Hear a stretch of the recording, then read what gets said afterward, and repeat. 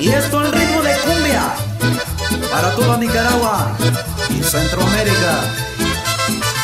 Esto que dice el trigo y la cizaña, Donald Luis.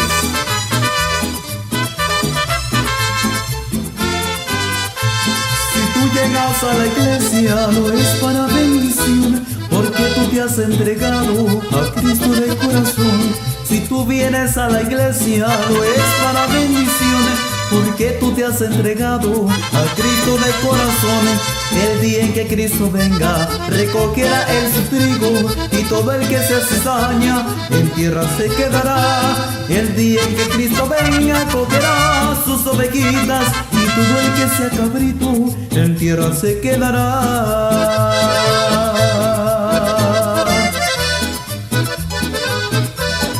¿Y qué pasó, mi hermano? Tú naciste para ser de bendición. Échale.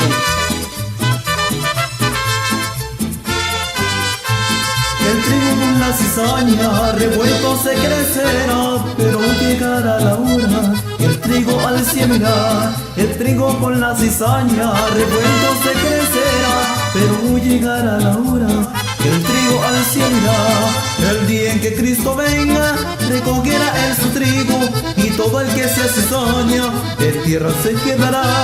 El día en que Cristo venga, cogerá sus ovejitas, y todo el que sea cabrito en tierra se quedará.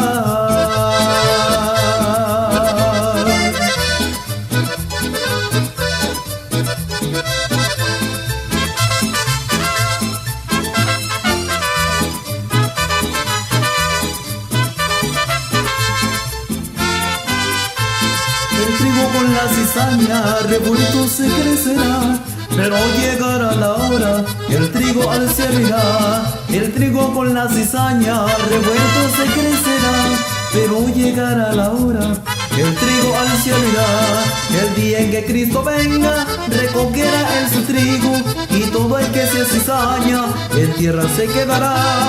El día en que Cristo venga, yo seré su escogido, mi salvación le he pedido, y él lo concederá. Mi salvación le he pedido, y él lo concederá. Mi salvación le he pedido, y él lo concederá. Mi salvación le he pedido.